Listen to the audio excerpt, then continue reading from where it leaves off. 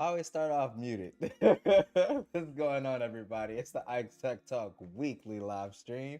Y'all know how it goes down on a Thursday night with your boy Ike. What's going on, everybody? Just making sure we sound good, look good. All right. Had to check the preview real quick. What's going on out there, party people? Got a pretty dope show lined up for this evening, man. Some fun stuff, some fun stuff.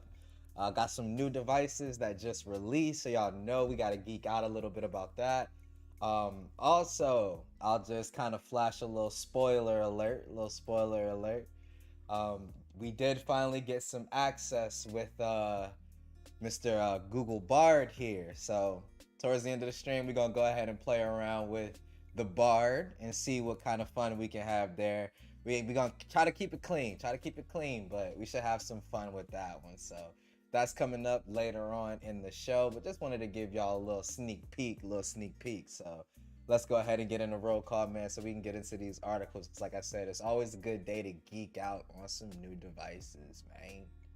Shay, Queen of Steeler Nation, Kennedy in the building. What's up? Hope everything is good with you.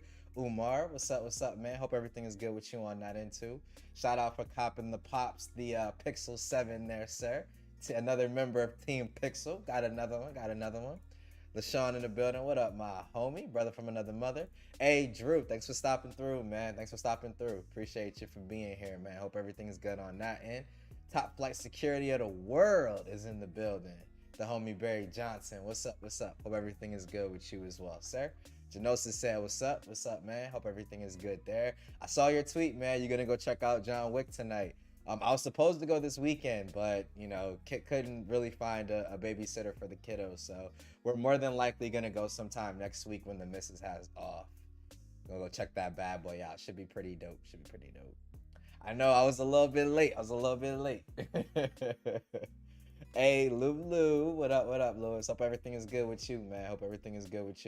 Yo, Savage, I am not about to sit here solving no math equations, homie. I'm not doing it. You're talking to somebody who almost flunked 8th grade math, so yeah. Yo, Jason C, what up? Hope everything is good with you, my guy.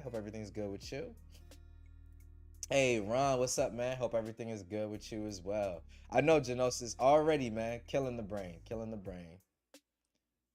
Gwendolyn G, what's up? Y'all crazy, man. Bartholomew. Man, that's too funny. Savage, you said it sounded like my volume's a little bit low. I mean, listening to the preview here, I think I sound straight, man. But let me know, guys. If it sounds low, let me know. I'll turn up the gain a little bit on it. But I think we're good. I'm looking at the levels and all of that too. So we'll see. Hey, upgraded my dad from an A50. Okay, so that's quite the upgrade for him, man. That's gonna last him for a minute too. Yo, Ivan, what up? He said a team crapple in the building. What's up, man? Savage is definitely just you, homie. Yo, MPT, what's up, man? What up? Hope everything is good with you. I can't put the homie MPT on blast, man, but every time I see that meme where it's like, let him cook, that's how I'm thinking, because MPT's over there cooking up some fire, man. So should be straight. MPT said it's definitely good. I have him at 30%. It's plenty loud. Okay, perfect. Shay said sound good. Okay, that's what's up. All right, let's go ahead and get into these articles, man. And we're going to kind of start off with a heavy hitter. Now, I already know, most of us won't be copping this device, myself included. But it's still fun to geek out over new advancements, man, new features, all of that stuff, yo. So let's go ahead and take it over to the article. We got the Oppo Find X6 Pro in the building. It's the latest smartphone to get a massive 1-inch camera system. Okay. The Verge putting out their articles. The ultra-wide and telephoto cameras aren't too bad either. The phone is launching today in China.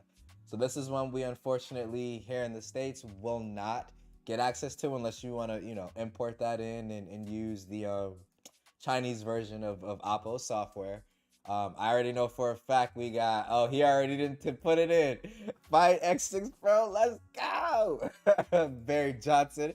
I'm gonna live vicariously through him on this bad boy, man. But I would love to get my hands on this to test this, man. This would be crazy.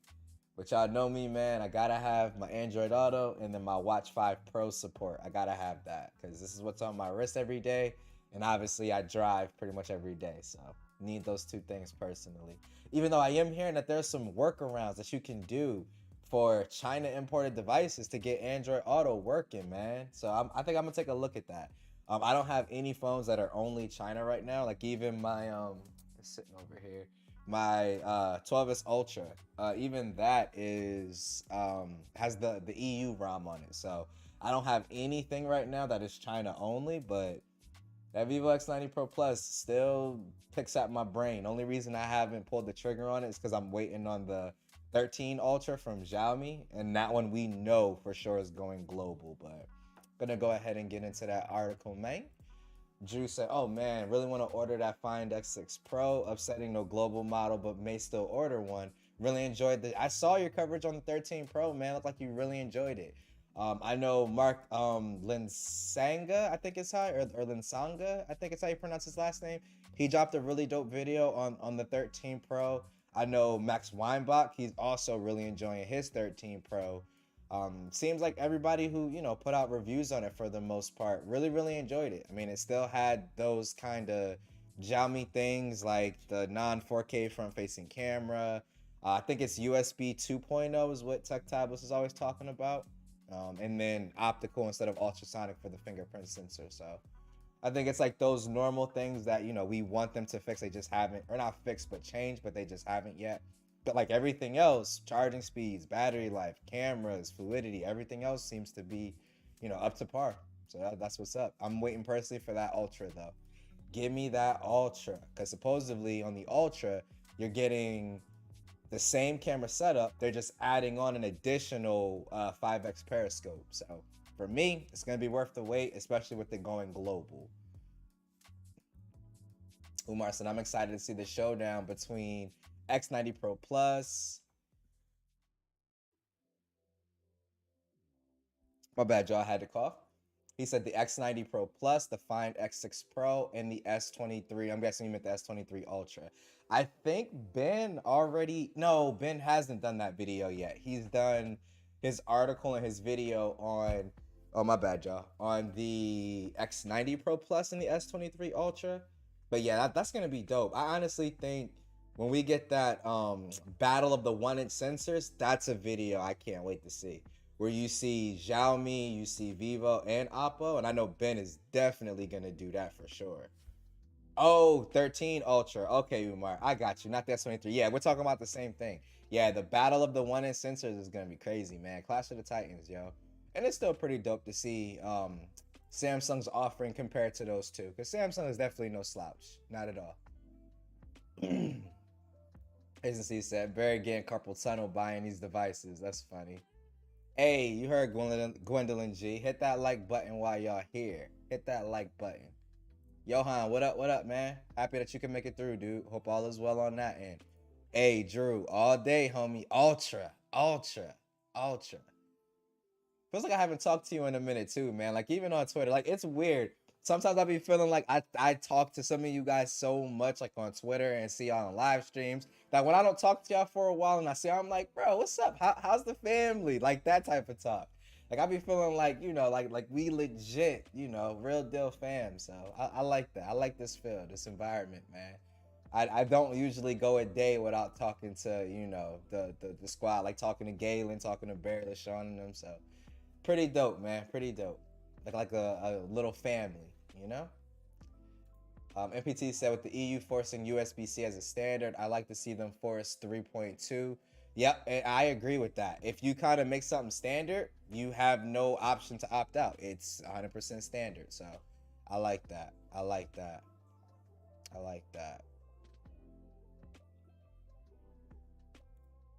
Lewis said the next advance in smartphone cameras is the 1-inch sensor. Around 5 to 6 years, it is going to be. I agree with you on that, Lewis. Like because I feel like right now you kind of have two approaches to how people are looking at this.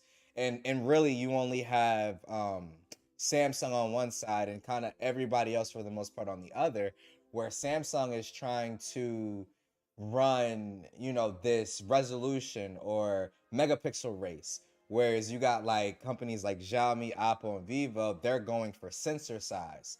And what it all comes down to is what type of photos you're gonna be taking, right? Because one and sensors have their, you know, cons as well. It's not all pros. But what it comes down to is what type of photos are you shooting, right?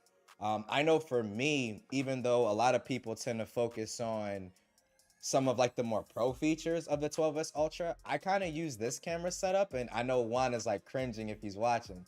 I kind of use it similar to my Pixel 7 Pro, where it's like point shoot, point shoot, point shoot, and you're getting, say, like portrait mode shots, which again, 95% of the pictures I take are pictures of, you know, my kids, my mom's dog, family, from family events, things like that. So for me, something with the one in sensor is like perfect. I don't have to worry about trying to snap them with portrait mode, and if they moved a little bit, then the cutout is kind of messed up. Like, you don't have to worry about that. You're getting natural portrait mode level blur straight from your normal camera shots. So I personally enjoy, you know, the kind of approach of like the one in sensor versus resolution. I see more benefits to it. I see faster shutters, because obviously sensors larger, more data coming in, more light, all that stuff. So I personally prefer the whole, you know, kind of one inch sensor deal, but you know, different strokes for different folks. Samsung Zoom is on another level, but the main is lacking. I feel like it depends, Umar. Like I said, because like I've taken some photos of my S23 Ultra, and I'm like, yo, like that is a really good photo compared to, you know, anything that I've used in the past. But where Samsung Zoom needs to step it up, you know, for me personally, is like, how can I put it? The types of photos that I like to take, their telephoto cameras aren't necessarily the best for it. It can get the job done, but it's not necessarily the best for it. And what I mean when I say that is like a lot of the shots that I like to take, and I know that this might sound creepy without context, but like I like to take those shots where like your subject is like not paying attention. And I know Juan kind of explained it a little bit better than I'm about to, but it's like where you're kind of capturing a moment, like a freeze in time, right? Where your subject isn't posing, they're kind of just doing something natural. Take like my kids, for example. I was able to get a photo on my Pixel 7 Pro using the 4 or Pixel 6 Pro at that time. Using the 4X telephoto, we were out at Disney with my in-laws, and my father-in-law was getting my daughter off a ride, and it was a really like a really pretty moment. Candid pics. Thank you, MPT.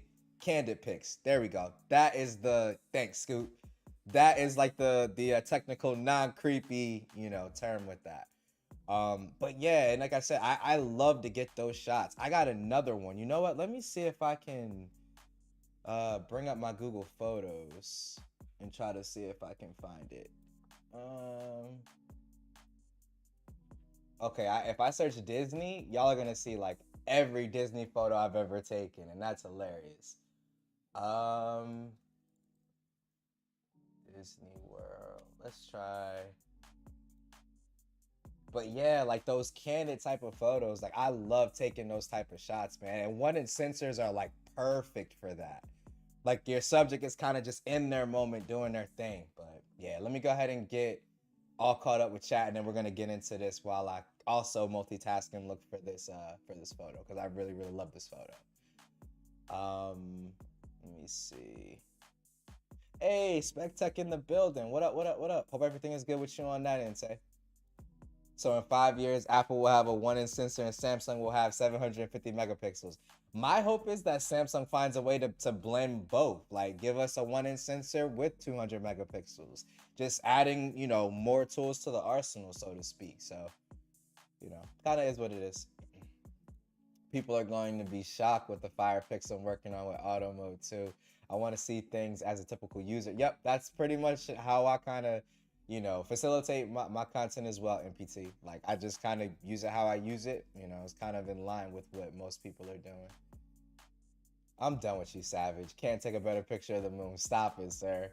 I see Michael Fisher likes this phone. He does. He does. Based off what he's, putting on his tweet.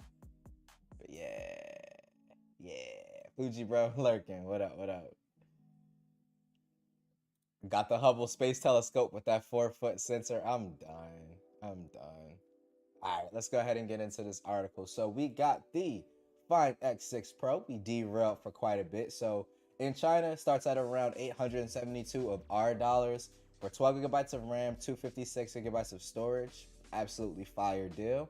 So the primary camera is the star of the show. Obviously, we know that IMX989 sensor, but they also haven't forgotten about the telephoto and ultra wide cameras on the phone. Apple claims that the 50 megapixel 1 over 1.5 or 1 over 1.56 inch Sony IMX890 sensors used for its ultra wide and periscope cameras are larger than any wide angle camera to date.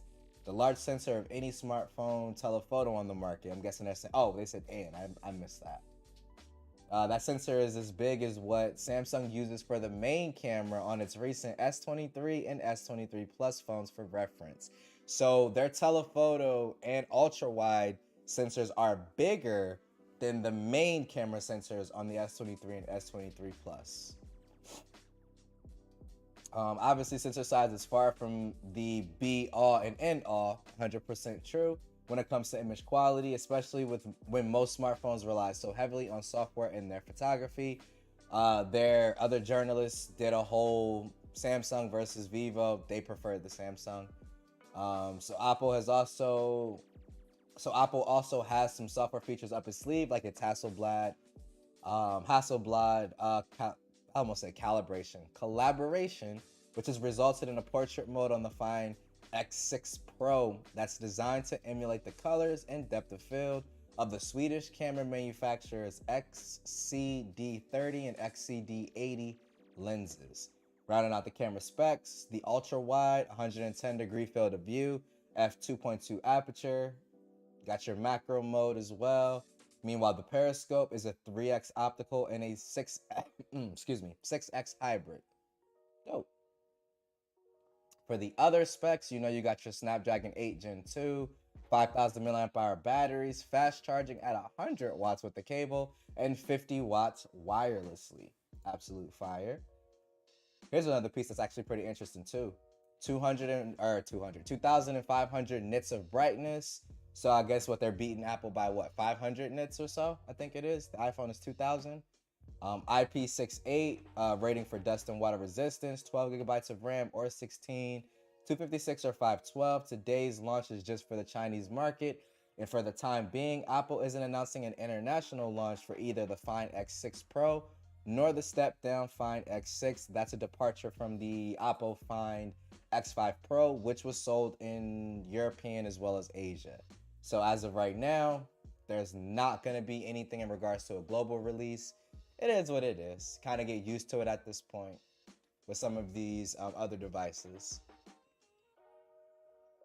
I want to see AI in the cameras advance more, overthrowing raw hardware power into phones, bigger sensor sizes. I want more accurate and consistent AI decisions.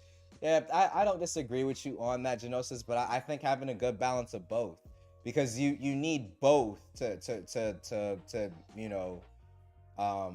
make a statement, so to speak. Take the Pixel for example. The Pixel had awesome software, but when we got to say like Pixel 5, it started to really show its age. So at some point you gotta bump up. It's like at some point you gotta take that next step for hardware. Kind of like how we look at gaming consoles, right? Like at some point during that console's lifespan, developers are going to kind of hit that wall where they just can't get any more performance out of that particular console. Kind of like what Switch users are starting to feel now, where a lot of the games that are being ported over to it, can't be ran. And I think smartphones will, end up the same way. Like if we don't increase hardware, then we at some point will hit like a hard gap when it comes to what the camera can do. So I think a balance of both is beneficial, but I would much rather the hardware already be there and now we're just optimizing what's already there then we just focus purely on software, because you can't, like, I'm more of a software guy personally, but I'm not gonna, say software is the end all be all. The like the actual physics does matter as well. That ZTE Nubia 50 Ultra is looking nice too. Haven't even checked that one out yet, MPT. Honestly, I want these 1-inch sensor phones with good focal length range, so I can replace my Micro Four Thirds camera setup right now. 13 Ultra might satisfy that. Barry said Apple should have said the largest ultra wide when compared to other OEMs.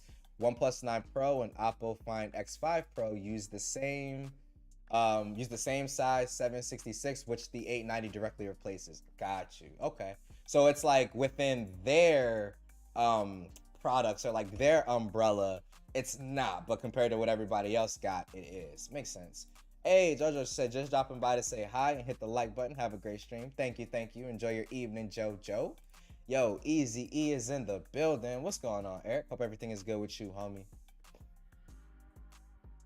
MPT said, I'd take better hardware every day over software, but we need a balance. Exactly, we need balance. Software can add delay to processing. If the software needs to do more, AI can be a hindrance rather than a benefit. And that's definitely true too. It's like one of those things where you're always gonna have two sides, to a coin. And I agree. When you land too far on the software side, you get things like how before on Pixels, it would take forever for photos to process and stuff like that. Now, obviously, they would come out fantastically, so nobody really grabbed pitchforks or anything over it. But if we can have a combination of great software and great and top of the line hardware, it makes the software have to work less. It's kind of what I like about it. So things like photo processing happens faster, all that type of stuff.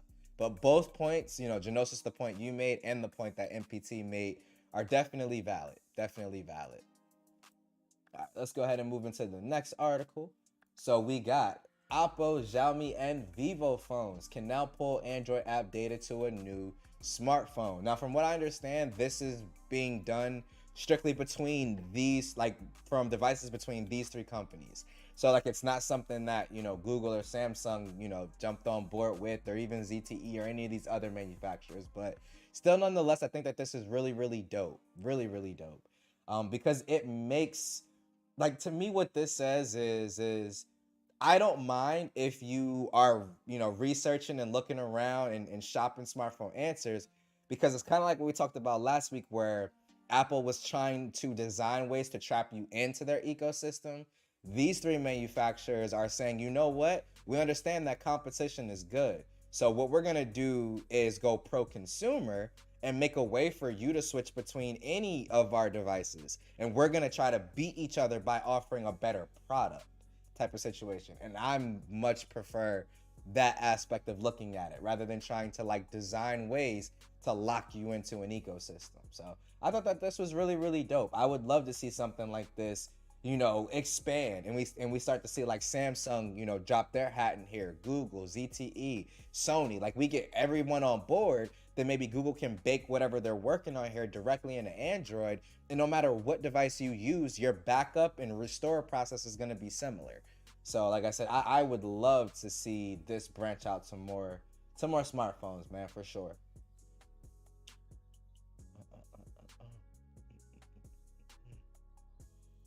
He said, now that being said, software can be fixed, whereas hardware is what it is. Facts. Exactly. And that's another reason, like, I like to future proof. So if I can get like top of the line bleeding edge, and it may not be the most optimized, generally I'll still take that over having like a pure, we're just going to base everything on software.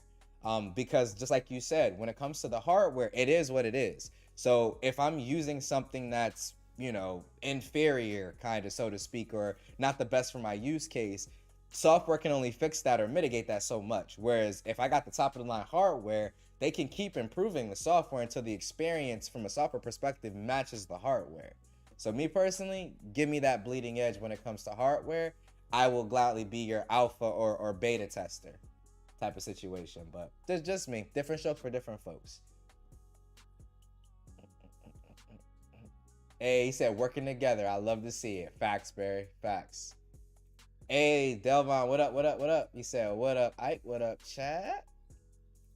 I need every company to make switching eSIM from device to device is easy. Oh my gosh. Bleeding, sir. Bleeding edge of spec. I thought you said I was bleeding. That's why I'm looking in the camera like, wait, am I bleeding? Oh man, I'm dead. But no, back to what MPT is saying here. I feel like for the States, Samsung has the best implementation.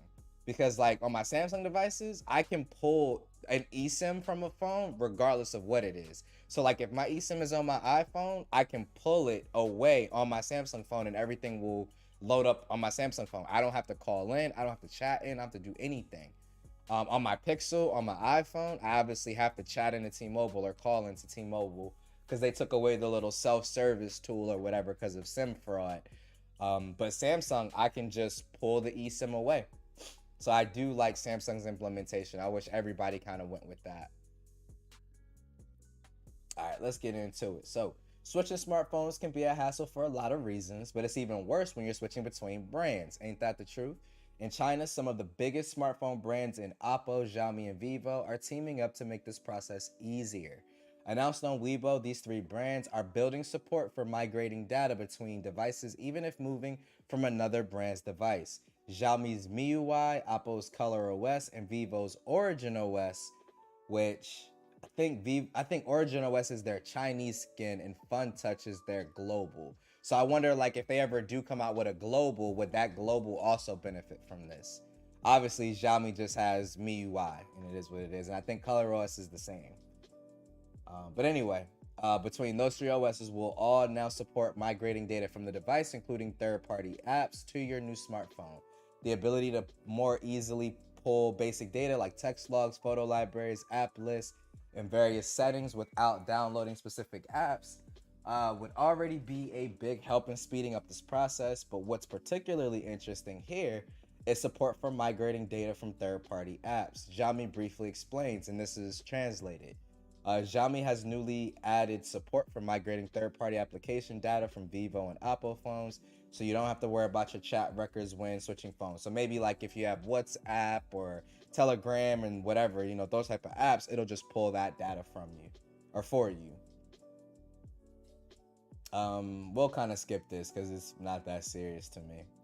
Or actually, no, there is some good tidbits in here. So the migration process of switching between Android phones tends to vary from brand to brand, but generally speaking, you'll pull from either your existing data or your existing device or a cloud backup, with the migration process pulling over photos, videos, calls, text logs, settings such as Wi-Fi passwords, accounts in your list of apps. But as it stands today, Google's official tools, as well as others such as Samsung Smart Switch, can only install those apps.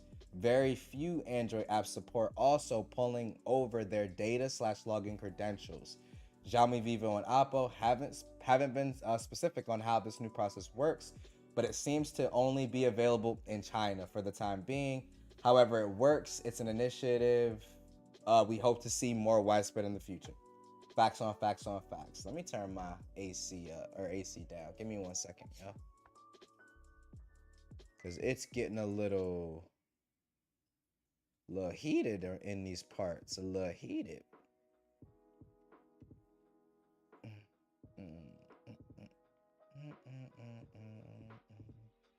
All right.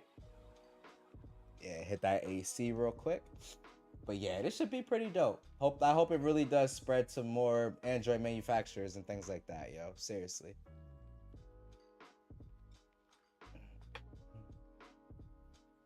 He said it could benefit from a new name, Fun Touch. That's the name of their skin. That's the name of their skin.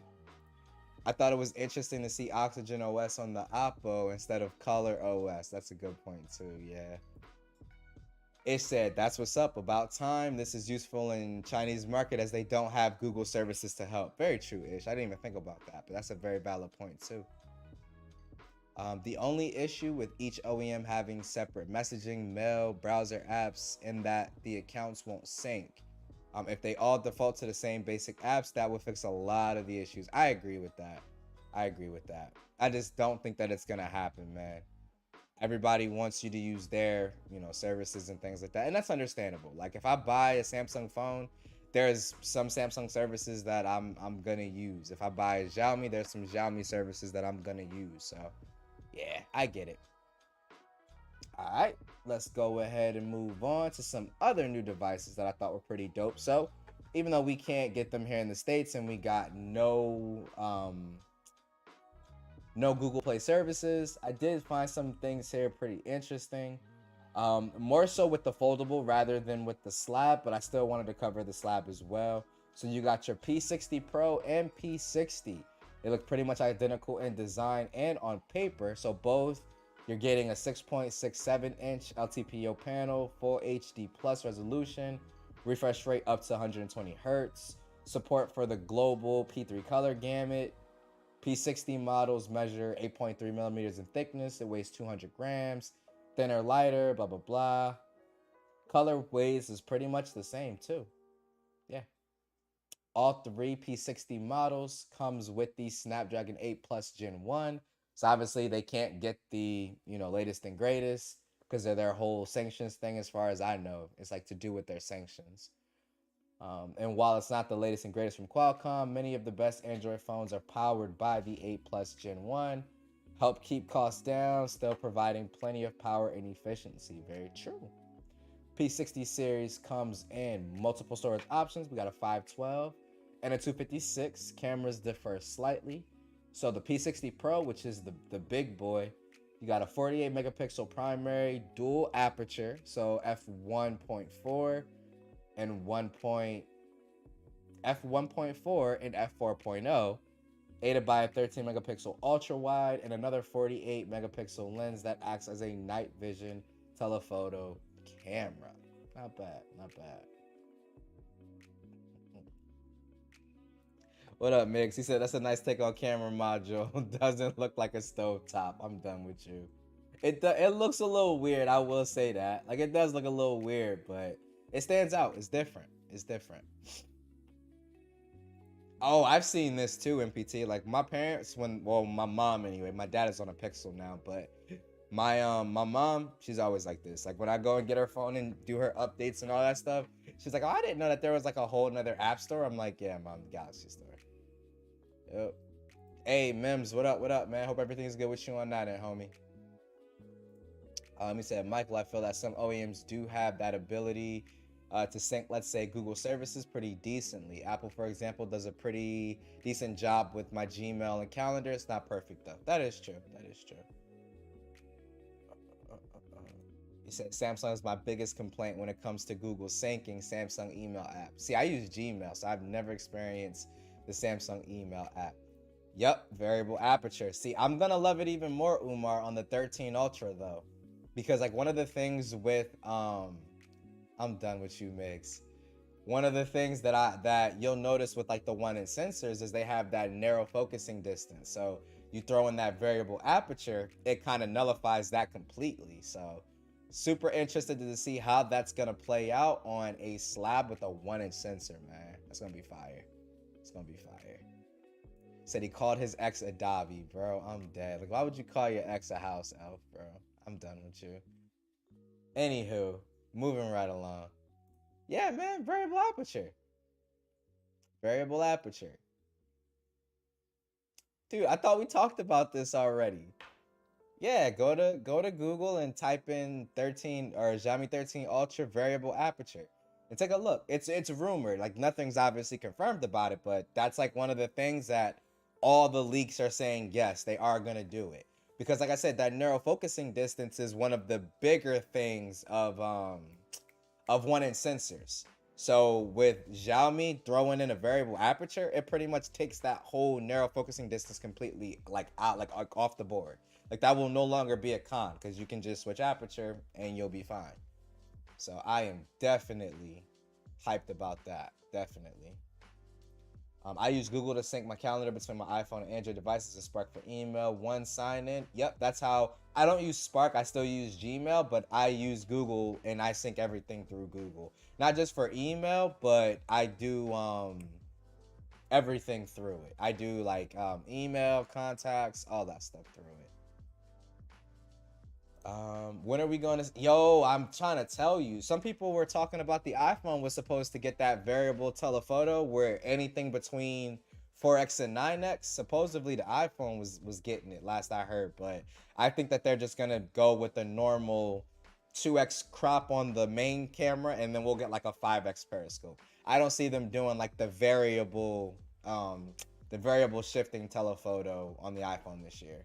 I think that that's a little bit farther in the cards because we don't even have anything but Sony that has that on slabs. Like it's not, the standard just yet. So I don't see Apple adopting that right now. Be dope if they did. I just don't think that they will. Let's see if anything else is on here that's interesting. So they got a 4815 milliamp hour battery, 88 watt fast charging, 51. Well, the art model has 5100 milliamp hour battery, same fast charging speeds. They got your two-way satellite messaging. You can send text and locations despite not having a signal. That's pretty dope.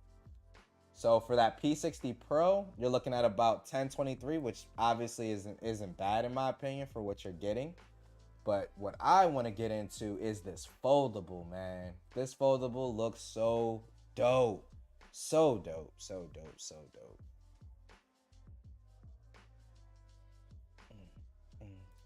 Bruh, Dobby definitely has a pop, dog. Definitely, man. He says Spark is sweet with the calendar integration and smart folders. Has saved me so much time with setting up new devices. Don't have to sign into all my Gmail accounts since they. Oh, that's pretty dope. I never thought to use it like that. MPT, that's dope. Just sign in one time. I like that. That's fire. All right, but we got Huawei's Mate X3, which I already know Gigi has seen it. She probably won't be picking it up because the hassle of Google services or Google Play services. But man, this thing is gorgeous, bro. Like I love the way that the camera looks on the back with that silver. That's the front screen there. So Huawei launches its next gen foldable device in China, 7.85 inch foldable screen. And then the exterior screen is 6.4 inches, a Snapdragon 8 Plus Gen 1, so the same chipset as the Fold 4.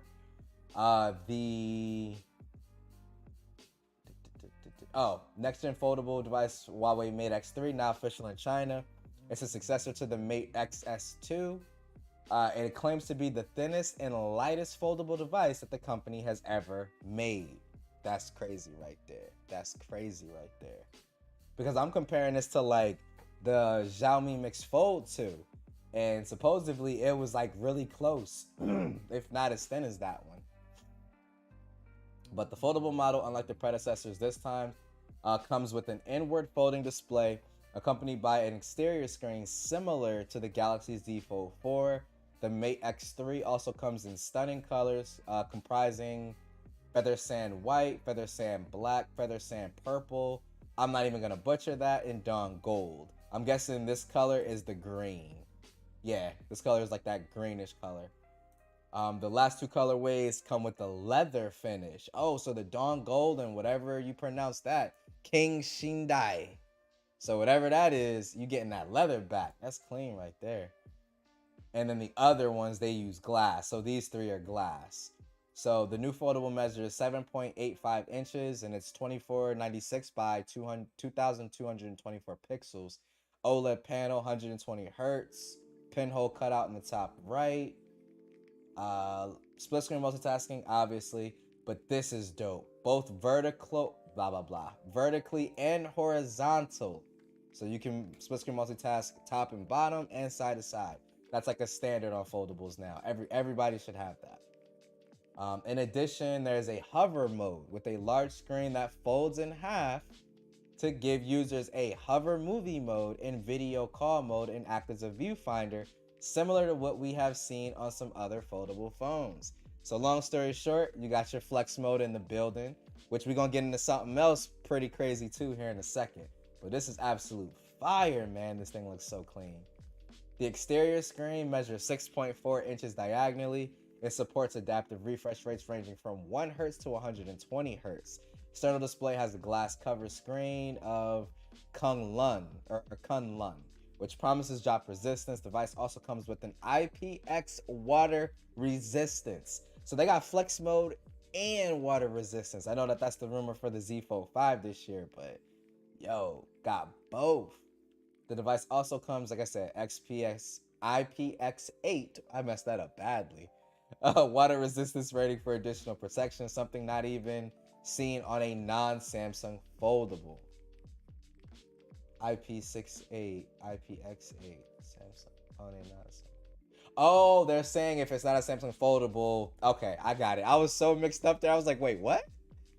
On the design front, the Mate X3 is made of a lightweight and precise structure which is curved on all sides and edges. Coming to the hinge, claims to be thin and reliable, featuring a new double rotation water drop hinge. So you got, this is obviously going to be able to fully close because the first one could do, or the second one could do that. And it has water resistance and it has flex mode. Like Samsung, y'all ain't got no type of excuse. Now, from the form factor, it does look like a Z Fold. You know, honestly, it might just be like a bigger, like an overall bigger device. So that front screen is wider because it's overall a bigger device. So Snapdragon 8 Plus Gen 1. Oh, wow, a 5,060 milliamp hour battery for the collector's edition, and then a 4,800 milliamp hour battery for the non-collector's edition. That's pretty crazy. 5,000 milliamp hours on a foldable. I think the only one doing that has that is the Honor Magic VS or whatever it's called. But you got Huawei 66 watt wired charging and then 50 watt wireless charging. Persistent trade ban. They can't use Android or Google ecosystem of products. Comes with Hongmeng OS 3.1 out of the box. Device supports expandable memory for up to 256, and it's got expandable memory, dog. And the RAM settles up for 12 gigabytes. Triple rear camera setup. You got a 50 megapixel primary, 13 megapixel ultra wide, and a 12 megapixel periscopic telephoto camera, dog. And it's got a telephoto camera. This thing is fire. I'm so mad that this don't have Google Play services, bro. Because this is one I think I would even be cool with importing it. Like, this thing ticks like almost every box, man. And Huawei cameras have always been pretty good too. 8 megapixel front camera for selfies. Satellite connectivity on a foldable, that's whatever. But it's going for $2,000 of our money, obviously in China. Obviously, this joint is definitely going to be way more expensive than that when it does come to like Giztop or anything like that, if they do sell this device. But this thing is fire, yo. Like, this is beautiful, man. I love the way that this device looks, man. Samsung, take notes. I love the Z Fold 4 and I love the software experience, but bro, just like what we were talking about when it comes to hardware and software, like, because this thing is, and like the thing is, for so long, and even myself, like, I've given Samsung not necessarily passes, but I'm kind of like, oh, well, they can't beat physics. They can't beat physics when it comes to the camera. But like, I get it. They have a pretty large camera bump on the back, but they're throwing periscope camera. Like, this has a 4-camera setup on a foldable, thin and light, a battery that is a appropriate size, especially for something running a almost 8-inch display. Like, Samsung, come on, bro. Like, this is what I want to see from a Z Fold 5, man. Because it is still pretty narrow. Like, it's not, you know, the wide form factor that everybody's talking about. This is still pretty narrow. Like, looking at this from the front screen here, like, this looks pretty narrow. Now, it obviously is going to be wider than the Z Fold 4 because it's a overall bigger device. But Samsung, this right here should be a Z Fold 5 Ultra to me. Z Fold 5 Ultra. But let's get into what y'all are talking about. Johan said, don't underestimate Gigi now. You right. Kung Pao. MPT said, ooh, adaptive refresh, 1 to 120 hertz. I hope it keeps consistent color still. We've seen low and high end of the brightness effect refresh in color with that 1 to 120 hertz on some devices. Yeah, they were using some type of like proprietary expandable something that they were doing, but I'd rather have that than have nothing, man. Jeez. Huawei stay killing it, bro. I'm trying to tell you, like, this thing is beautiful. I like that it's not flat on one side of the front display and round on the other corners like a normal phone screen. Little attention to detail like that is Appreciate it. Savage said, narrow is better. Is it now, sir? Is it? Mem said, Gigi already got it. She already copped it. Bro, I can see Gigi getting this though. Like, I know she was talking about like not grabbing any more Huawei devices, but I can see her grabbing this device, man. Like, from a foldable perspective, like it ticks off like darn near every box, man. But I'm gonna hold out and wait on the Xiaomi because at least I know with the Xiaomi, even if they don't go global, which they most likely won't, I can import the Chinese model, do the little workaround for Android Auto, so I'll have that, and I should be able to still use my Pixel Watch. I won't be able to use my Galaxy Watch, but I can use my Pixel Watch with it. And that one is rumored to have a periscope lens as well. So I'm gonna hold out hope, man. I'm gonna hold out hope. Yo, Sean, what up, man? He said, nicest guy in tech. What up, though? What up, what up, what up, homie? But let's go ahead and move on to the final kind of article, so to speak. So I wanted to play around a little bit with this new Google Bard because, like I said, this is my first experience with any of these. I didn't use Chat GPT or any of that stuff. I honestly don't even really truly understand what this is for, kind of thing. So we're gonna go around and play with it together. If y'all got something that y'all want me to ask or type in there or whatever, let me know. But I kind of want to see, you know, what it's gonna find for me. So let's see, who is Ike's Tech Talk? Now if it pulls up some crazy like my address, that'll be wild. So we're gonna say, who is Ike's Tech Talk, and let's see what happens. So it's thinking here at the top. Oh snap, look at this. Now let's see what it says. I'm already liking some of it. So Ike's Tech Talk is a YouTube channel created by Ike, a tech enthusiast who loves to share his knowledge with others. He covers a wide range of topics from product reviews to how-to videos, and he always does his best to provide his viewers with the most up-to-date information. I mean, that sounds like me. What y'all think? Does that sound like me? Ike is passionate. I will say that that's true. And knowledgeable. That's debatable. That's debatable. Tech enthusiast. And his passion. Oh, man. And his passion. I saw that, Migs. And his passion shines through in his videos. He always provides his viewer with clear and concise information.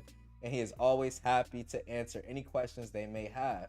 If you're looking for reliable and informative tech content, then Ike's Tech Talk is definitely worth checking out. Okay, that's fire. I could get behind that.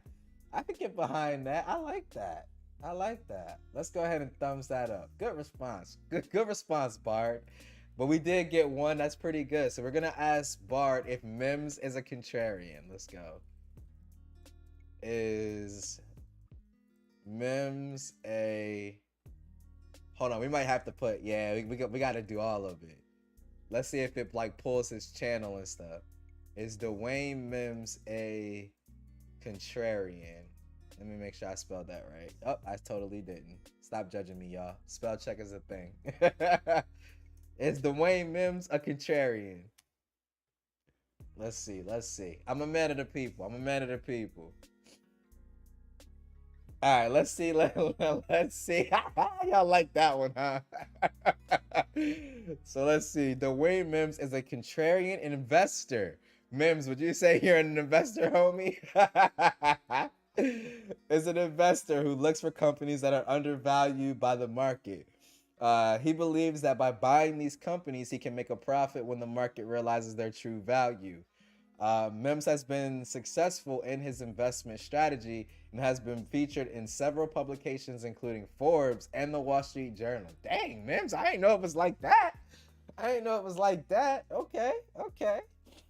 Let's see. He is a controversial figure. However, some people believe that his investment strategy is too risky. Whether or not Mims is a contrarian is a matter of opinion. Now, I'm sure he would agree with that. However, he is certainly a successful investor who has made a lot of money by going against the grain. So that's hilarious right there. Yo, Mims said big cap. That's funny. LaShawn, maybe you can use Bard to find out what a starfish is. Oh, I'm dead, bro. Oh, man. He said, do we have to ask? I thought that was obvious. Facts. That was a good one, though. That was a good one. Oh man, let's see. What else? What else? I know some people were asking about the Pixel Fold specs. So let's go ahead and hit in. What are the Pixel Fold specs? And I'm sure that this is going to be false. I think it's just interesting just to see what this thing spits out. What are the Pixel Fold's specs? Because y'all know we couldn't have an Ike's Tech Talk weekly live stream without bringing up the Pixel Fold. Man, when that device comes out, you ain't gonna know what to do with me. All right, this is what it's saying. This is what it's saying. So the Google Pixel Fold is rumored to have the following specs: 7.7-inch inner display, 5.8-inch outer display, chipset Google Tensor. It didn't get too specific. It kind of left it vague. Oh, that's a good one, MPT. We'll definitely do that. Memory and storage: 12 gigabytes of RAM, 128 to 512 gigabytes of storage. Camera: 50 megapixel primary, 12 megapixel wide angle secondary, 48 megapixel telephoto 4x, and 12 megapixel front facing. So those sound like the specs on the Pixel 6 Pro. It sounds like that, in my opinion. These specs are not yet confirmed, but they are based on leaks and rumors. That's what's up. That is actually like calling that out. I like that. I like that. We'll go ahead and thumbs that up. We'll thumbs down the Mims Contrarian one though. Not factually correct. I like that. You can submit feedback. Yo, LaShawn, we need this for Ignite. Oh, Ignite hours is tomorrow, right? LaShawn, is Ignite hours tomorrow? And I gotta ask, you got access to Bart? I might have to let homie borrow my Google account, dog. For real. This would be crazy. All right, let's go ahead and see. So MPT said, should Sean P start a YouTube channel? Let's go. Hey, LaShawn said Ignite hours. Yo, you got Bard, LaShawn? Do you have access to it, the little preview? Let me know, dog. I'll give you my Google account. Like, I'll let you use my Google account. Hey, you have it. Okay. Ignite hours, Bard. Let's go. Ask Bard what it likes better, Pixel phones or iPhones. That's a good one too. Let's go ahead and hit up the Sean P one real quick, and then we'll do the iPhone or Pixel. Let's see. Should Sean P, and we got to make sure we do the caps as well, Sean, so it can find you, homie. Sean P and the numbers 582. Should Sean P 582 start a YouTube channel? Let's see what Bart thinks. Let's see what Bart thinks. Angry Man Tech, let's go. Angry Man Tech reviews. Sean, let's go. You gotta do it, bro. All right, Sean, let's go. Let's do this. Y'all ready for this? All right. Whether or not Sean P 582 should start a YouTube channel is a decision that only they can make. There are many factors to consider, such as their interests, their goals, and their audience. If Sean P 582, yes, I'm gonna say the whole thing every time, is interested in sharing their knowledge and expertise with others, then a YouTube channel could be a great way to do that. They could create videos on topics they are passionate about, and they could share their unique perspective with the world. If Sean P 582 has a specific goal in mind, such as building a following or making money, then starting a YouTube channel could help them achieve that goal. They could use their channel to promote their products or services, or they could use it to build an audience that they can then monetize through advertising or sponsorships. Ultimately, the decision of whether or not to start a YouTube channel is a personal one. There is no right or wrong answer, and it is up to Sean P 582 to decide what's best for them. Here's some tips for starting a successful YouTube channel. Oh snap! They even giving us the tips, Sean. This right here, dog. Right here, just follow these tips, spread. I'm telling you, you go from 0 to 1,000 subs and monetization in no time. So choose a niche that you are passionate about. This will make it easier to create videos that are both informative and entertaining. Create high quality videos. This means use good lighting and sound and editing your videos so that they are polished and engaging. Promote your channel. Share your videos on social media and reach out to other YouTubers to collaborate on videos. Be patient. It takes time to build a successful YouTube channel. Just keep creating great videos and promoting your channel, and eventually you will start to see results. I think that that's some pretty solid advice. Sean P said some BS. This is Sean P the angry. Oh, I gotta give to Sean P. This is Sean P the angry man. Hold on. The angry man about tech. Back here with another video. bang! I said, I'm back with another video. Yo, Mix, you a whole fool, dog. Oh my God. His passion is anger. That's very true, Bibbs. That's very true. Zero patience. All right, let's go ahead. We got two more questions. So I want to do the one that Genosis put, this one here about whether Bard likes Pixels or iPhones. I wonder if it's going to be biased because it's a Google product. And then I kind of want to test this out in a way that I think a normal consumer might try to use this. Like, say, for example, if they're shopping the market for a good phone. So I'm going to do something like, what smartphone would you recommend me to purchase? Something like that I could see like an average user typing into this. So let's do Genosis's one first. So his was, do you like, let's do it this way. Which smartphone do you prefer? The Google Pixel? Let's do 7 Pro. We're going to get specific. The Google Pixel 7 Pro or the iPhone 14 Pro Max? Let's see what Bart says. Let's go. Let's go. Yo, that would be a dope podcast. Stay out of my pocket. Yo, stay out of my pockets. I love it, MPT. I love it, dog. I love it. All right, guys. We got our results. And it's pretty quick, too. We got our results. So let's see. Both the Google Pixel 7 Pro and the iPhone 14 Pro Max are excellent smartphones. And the best one for you will depend on your individual needs and preferences. Well, Bard already sound better than a ton of YouTubers out there. Okay, let me stop. I shouldn't have said that. My bad, y'all. Here are some things to consider when making your decision. Price. The Pixel 7 Pro starts at $899, while the iPhone 14 Pro Max starts at $1099. If price is a factor, the Pixel 7 Pro is more affordable. Hold on, I gotta thumbs that one up too. I did like that response.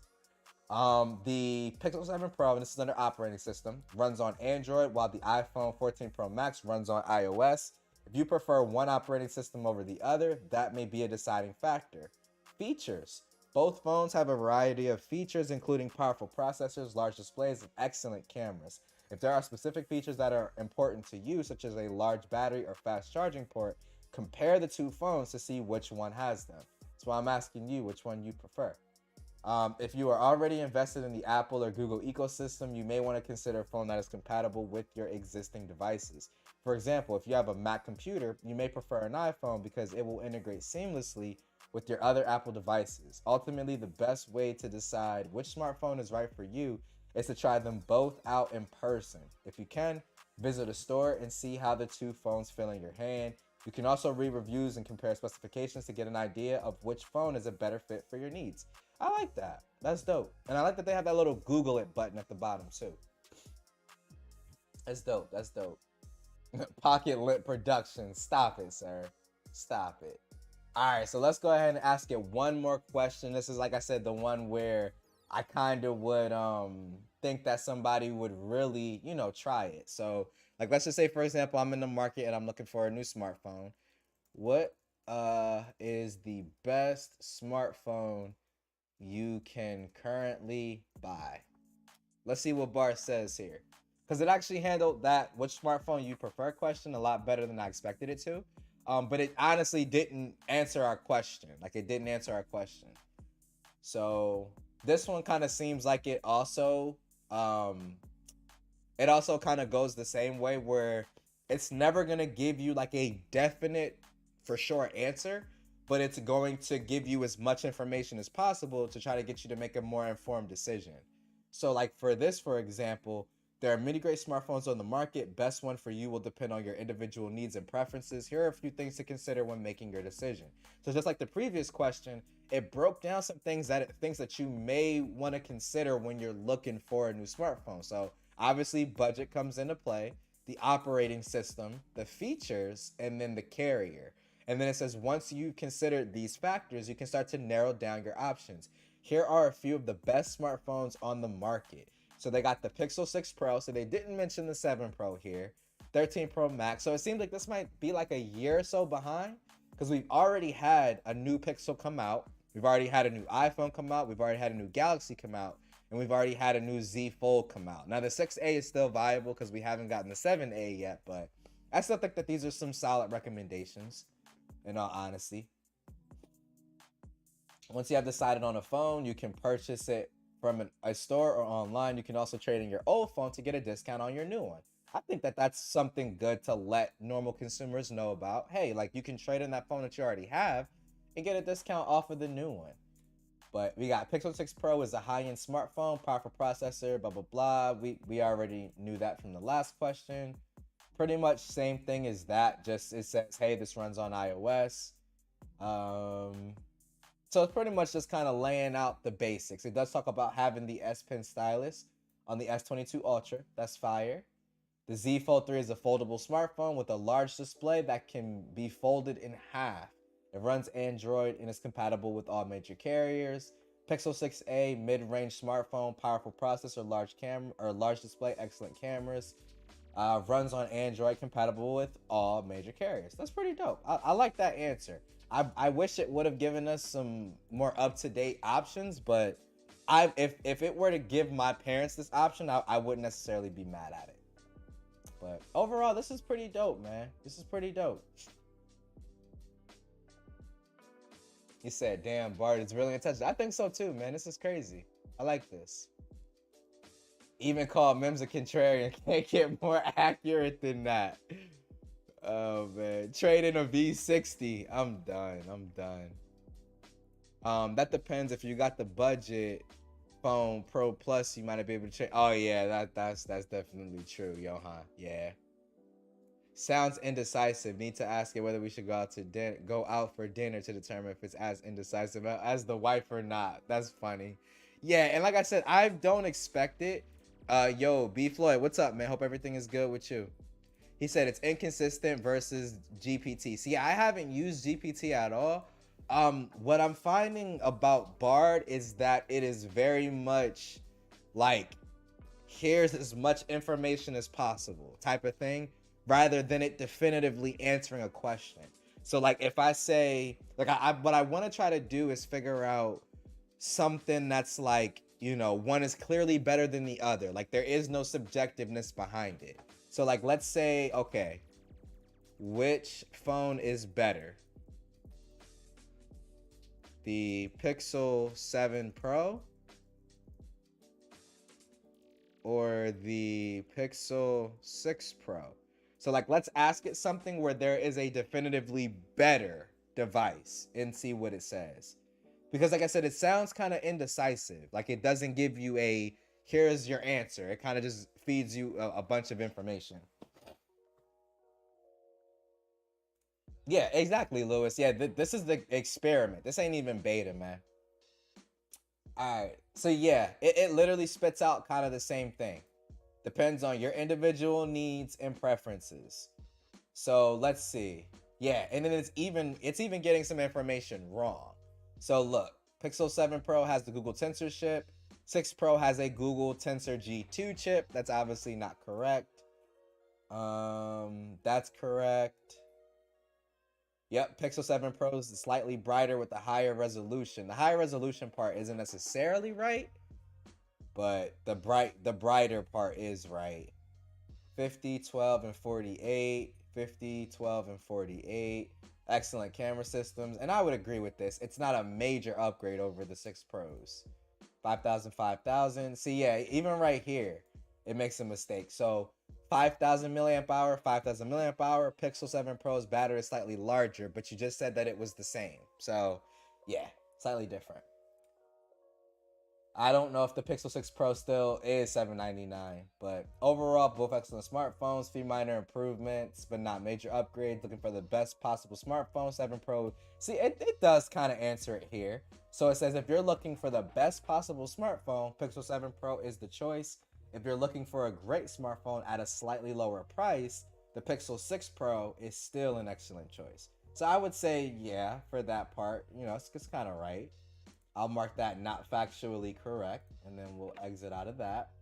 But yeah, like I said, overall, just to kind of play around with it and have some fun with it, I think that this is pretty dope. It's going to be like everything else, you know, that starts out. It's going to be not the most accurate and not that great. And then over time, it's going to get better as we, test it and keep training it. It's like any other AI type of, program or whatever. Ask how much does, all right, this will be the last one, but this is a good one. How much does Easy Computer Solutions love the V60? This is going to be a good one. Problem with these programs is that they depend on when they were created. They need to have a better update method for their database. Ask Bard, Galaxy Watch versus Pixel Watch. It says Pixel has longer battery life. Yeah, exactly. Like, it's not, like, before, it's not going to be 100% accurate right now. Like, it's just not. This is, like, literally just coming out. But like you said, yeah, it needs some tweaking. I can't wait to get access to this. I'm curious how it feels about Mint being sold to T-Mobile. That's funny. All right, let's see. So, Easy Computer Solution loves the LG V60 Thin Q very much. It's right so far. It's a great phone with a lot of features that Easy Computer Solutions appreciates. That's very true. The phone has a large display, a powerful processor, excellent cameras. I was waiting for it to mention the DAC, the headphone jack, because when Eric is like reading off like his things that he loves about the V60, it's like it's got a nice, beautiful display. It's got some great cameras. It has a quad DAC. Like how Eric voice sound, bro. It's hilarious, man. Hilarious. Also has a long battery life and a fast charging port. Easy Computer Solutions also likes the fact that the phone has a dual screen case that can be used to multitask or watch videos. That's true as well. Overall, Easy Computer Solutions is very happy with the LG V60 and would highly recommend it to anyone looking for a great smartphone. I'm done. That's so true though. Yo, I said, wow, it's so accurate. I know, dog. This is Eric spot on, bro. Spot on. Oh, man. Yo, Juan, what's up, man? Hope everything is good with you. He said, Bart brings up a great point. The V60 is a great phone. What about the chat here? Agree? That's so funny. I love it. This is fire, though. It did get easy on point, Shay. It really did. Like, this is hilarious. Only thing I'm disappointed is that it didn't mention the quad DAC. If it would have mentioned the quad DAC, that would have been it. But we still gonna thumbs this up though. This was a great response. I love it. I loved it. But let's go ahead and start wrapping it up, guys and gals. So y'all can see I'm over here tearing up because I've been laughing so hard with this thing, man. So it's gonna be really dope to play with. I'm gonna keep testing it out, finding submitting feedback, finding the little tweaks and stuff that needs to be made. But it is in its experiment phase. Like, this isn't even beta from what I understand. So like I said, it's not going to be perfect. It's not going to get everything right. It's just kind of something fun to play around with, right? When Google Assistant and all of that stuff, first came out, it wasn't, as accurate and as good as it is today. This stuff takes time. So I'm imagining, a future where my daughter has a book report on Mount Everest, and she can come in here and type in, what are some interesting facts about Mount Everest? And it just gives her a ton of stuff that she can use for her book report. Obviously knowing her, she might try to cheat and have it write her book report, but yeah. Overall, pretty dope. I'm liking this so far, but let's go ahead and wrap it up and talk about who is streaming. So I know we got Juan and TK. I don't know if they're going to be going live with Best of Our Week tonight or tomorrow. Either way, best way to know is to go check out Best of Our Week, their YouTube channel, subscribe. That way you get your notification when they do go live. So should be super dope in that regard. Hey, Superman, he said, hey, just wanted to pop in and say, hi, you're amazing. I love your channel. I hope you have a great day. I hope your day is even better, Superman. Appreciate that. Oh, okay, cool. Juan said they'll be live tomorrow morning. So check out Best of Our Week live tomorrow morning. Go and show those fellas some love. After that, we got LaShawn with the Ignite Hours, and it's not too late to become a member. Become a member, get access to the Ignite Hours, because I got a feeling LaShawn about to come heavy with the Bard, and you know how we get down when it comes to the Ignite Hours. It's literally no filter, none of that. So go and make sure that you go subscribe to his channel, join his members. That way you can get access to the Ignite Hours, because we're going to have a lot of fun over there with this. So go ahead and wrap this one up. But appreciate y'all for always coming out and showing love. As always, this is Ike's Tech Talk. I'll catch you all in the next live stream. Peace.